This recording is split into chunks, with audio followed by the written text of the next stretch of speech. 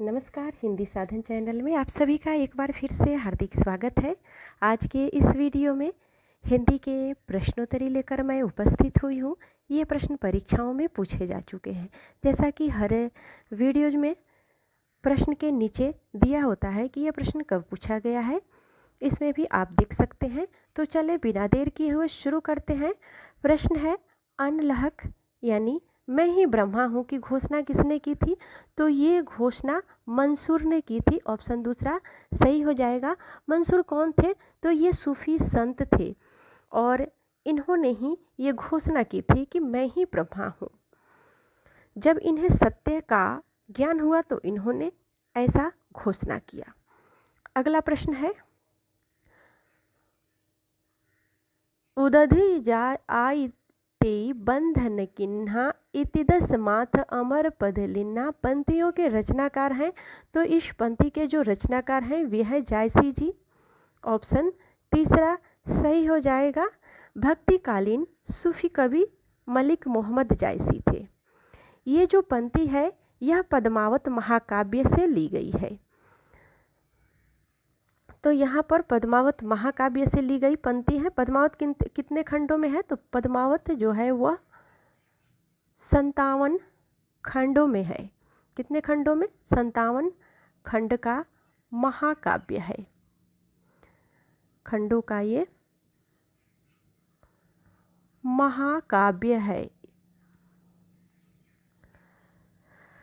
अगला प्रश्न है आचार्य रामचंद्र शुक्ल ने प्रेमाख्यान परंपरा का हिंदी में प्रवर्तक या प्रथम कवि किसे माना है? तो आचार्य रामचंद्र शुक्ल ने कुतुबन को प्रथम कवि माना है। किसका? तो प्रेमाख्यान काव्य का। ऑप्शन पहला सही हो जाएगा। प्रेमाख्यान काव्य ग्रंथ में मृगावती, पद्मावत, मधुमालती, चित्रावली और रतनसार आदि प्रमुख ग्रंथ है। किसका? प्रेमाख्यान परंपरा के ग्रंथ है ये।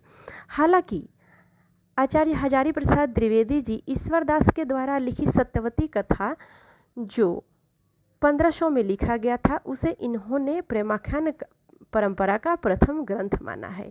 और राम कुमार वर्मा ने मुल्ला दाऊद के चंदायन को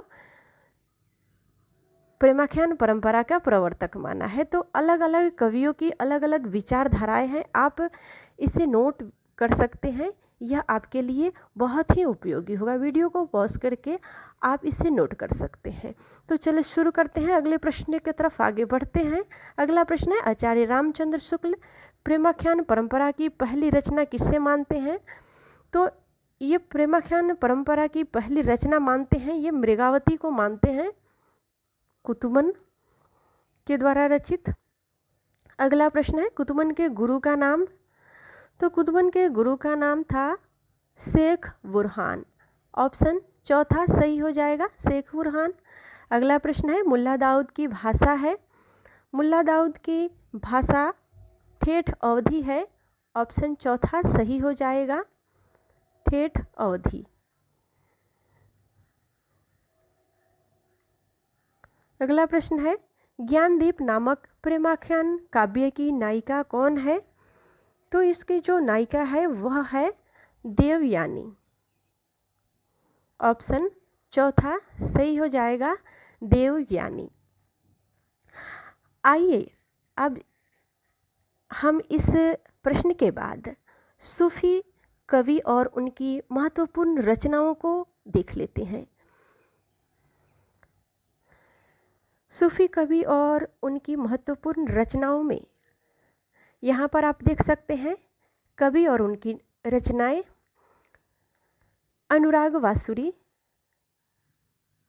नूर मोहम्मद, हंस जवाहिर, कासिम शाह मृगावती, कुतुबन, लक्ष्मण सेन पद्मावत कथा, दामोदर सत्यवती कथा, ईश्वरदास,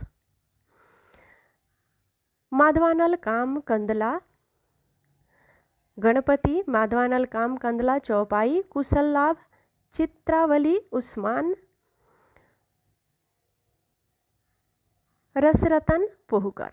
तो इस प्रकार से ये कुछ महत्वपूर्ण सूफी कवि और उनकी रचनाएं को हम लोगों ने देखा। अगला प्रश्न है सूफी मत में वर्णित साधक की 4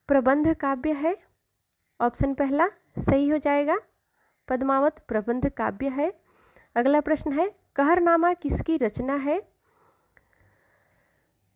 कहरनामा जायसी की रचना है। ऑप्शन चौथा सही हो जाएगा, जायसी। अगला प्रश्न है, कयामत का वर्णन जायसी द्वारा रचित काव्य में हुआ है। तो जायसी के द्वारा रचित किस काव्य में पद्मावत कयामत का वर्णन हुआ है? कयामत का वर्णन जायसी के द्वारा रचित आखिरी कलाम में हुआ है। ऑप्शन दूसरा सही हो जाएगा, आखिरी कलाम। अगला प्रश्न है, मलिक मोहम्मद जायसी के प्रसिद्ध प्रबंध काव्य का क्या नाम है? तो मलिक मोहम्मद जायसी के प्रसिद्ध प्रबंध काव्य का नाम है पद्मावत। ऑप्शन दूसरा सही हो जाएगा। अगला प्रश्न है, पद्मावत के रचनाकार का नाम क्या है? ऑप्शन चौथा सही हो जाएगा, मलिक मोहम्मद जायसी। अगला प्रश्न है, अखरावट काव्य कृति के रचयिता कौन है? तो अखरावट काव्य कृति के जो रचयिता हैं वे हैं मलिक मोहम्मद जायसी। जायसी के सर्वोत्कृष्ट ग्रंथ का नाम क्या है?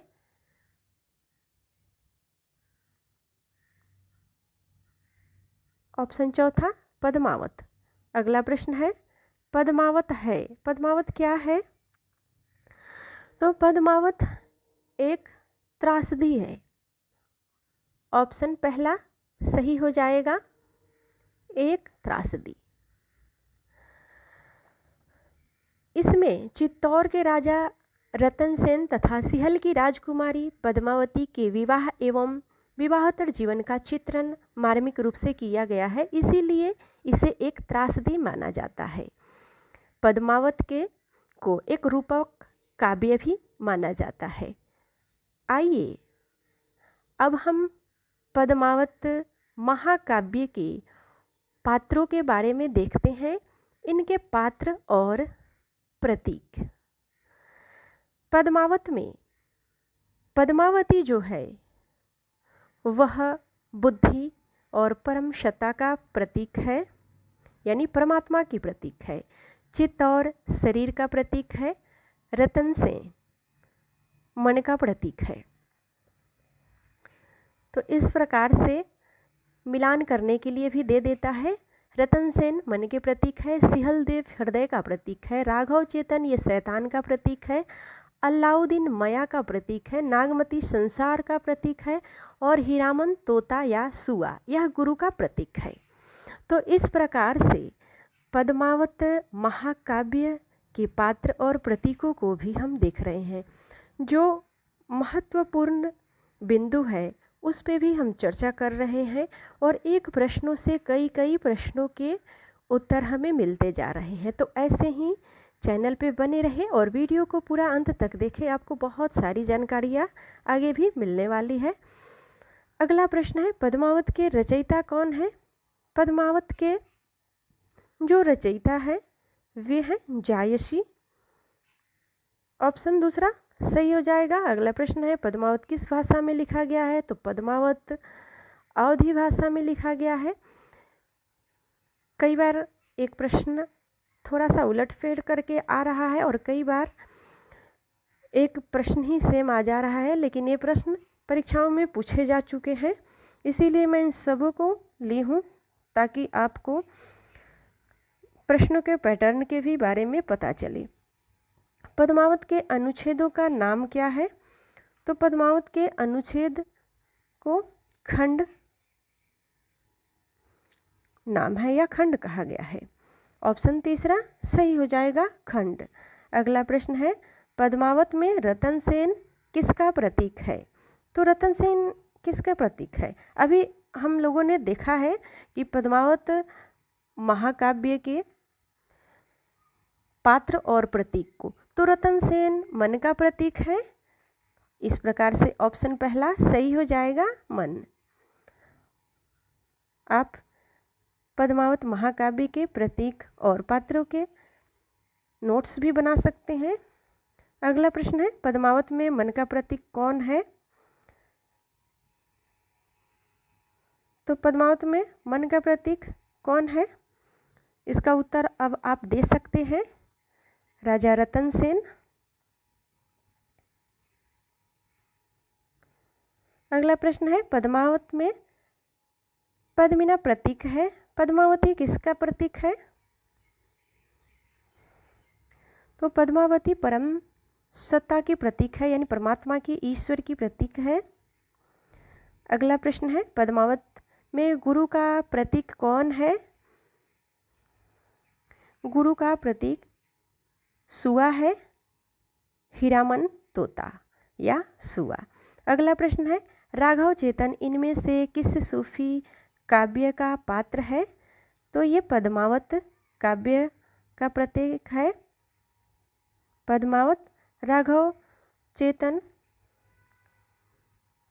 पद्मावत काव्य का प्रतीक है, और ऐसे राघव चेतन शैतान का प्रतीक माना गया है पद्मावत में पात्रों के अनुसार से, तो इसे भी याद रखनी है।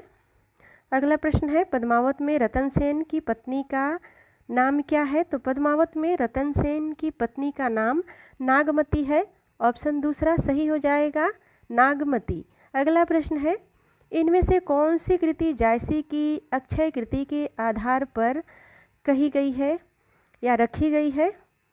तो किस कृति को? पद्मावत को। अभी हम लोग इस पूरे प्रश्नों में सूफी काव्य से ही प्रश्न को देख रहे हैं। अगला जो प्रश्न है वह है, पद्मावत को समासूक्ति किसने कहा है? पद्मावत को समासूक्ति आचार्य रामचंद्र शुक्ल जी ने कहा है, ऑप्शन दूसरा सही हो जाएगा। अगला प्रश्न है, निम्नलिखित में से कौन सा कथन पद्मावत के बारे में सही नहीं है? सही नहीं है, प्रश्न को अच्छे से पढ़ना है। तो कौन सी सा जो कथन है वह सही नहीं है? तो ऑप्शन चौथा, पद्मावत की काव्य शैली प्रौढ़ और गंभीर नहीं है, यही ऑप्शन इसमें सही नहीं है। अन्य तीन ऑप्शन है वो तीनों ऑप्शन सही है। तो इस प्रकार से अगले प्रश्न की तरफ आगे बढ़ते हैं। छार उठाए लिन एक मुट्ठी दिन उड़ाई पृथ्वी झुकी, यह पंक्ति किस ग्रंथ से ली गई है? तो यह पंक्ति जो है वह पद्मावत से ली गई है, ऑप्शन पहला सही हो जाएगा, पद्मावत। अगला प्रश्न है, फूल मरे पे मरे नबासु, यह प्रसिद्ध उक्ति किस कवि की है? तो यह प्रसिद्ध उक्ति जो है वह कवि जायसी की है, मलिक मोहम्मद जायसी की यह उक्ति है। अगला प्रश्न है, निम्नलिखित में से किस कवि ने सिर्फ अवधी भाषा में ही रचना की? सिर्फ अवधी भाषा में रचना करने वाले कौन है? तो वे हैं मलिक मोहम्मद जायसी जी, इन्होंने सिर्फ अवधी में ही रचना की। अगला प्रश्न है, अब प्रश्न आपको देखने को मिलेंगे राम भक्ति काव्य से।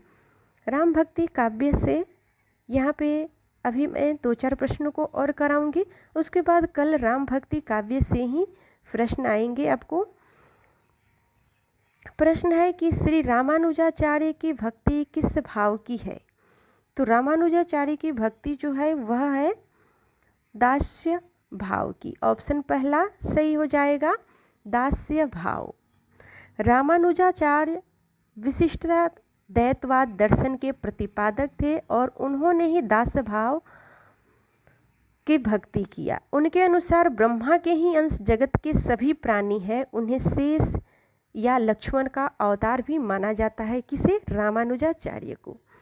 अगला प्रश्न है, स्वामी अग्रदास किस काव्य धारा के कवि हैं? स्वामी अग्रदास जो हैं वे किस काव्य धारा के कवि हैं? राम भक्ति काव्य धारा के, ऑप्शन तीसरा सही हो जाएगा। अगला प्रश्न है, राम काव्य धारा से संबंधित कृति राम ध्यान मंजरी इनमें से किसकी है? तो राम ध्यान मंजरी के लेखक कौन है? अग्रदास जी हैं। ऑप्शन दूसरा सही हो जाएगा, अग्रदास। अगला प्रश्न है, सिया राम मैं सब जग जानी, करहूँ प्रणाम जोरी जुग पानी। प्रयुक्त उपयुक्त पंक्ति में तुलसीदास ने किस दार्शनिक सिद्धांत की व्यंजना की है? तो देखिए यहाँ पर ये जो पंक्ति पूछी गई है, तो या तो इस पंक्ति को पूछा जा सकता है कि इस पंक्ति के लेखक कौन है या इस पंक्ति को किसने लिखा है। तो ये तुलसीदास जी की पंक्ति है। तो तुलसीदास जी किस दार्शनिक सिद्धांत की व्यंजना की है? बहुत ही सुंदर प्रश्न है। तुलसीदास जी विशिष्टता द्वैत सिद्धांत की व्यंजना की है। ऑप्शन तीसरा सही हो जाएगा, विशिष्टता द्वैत।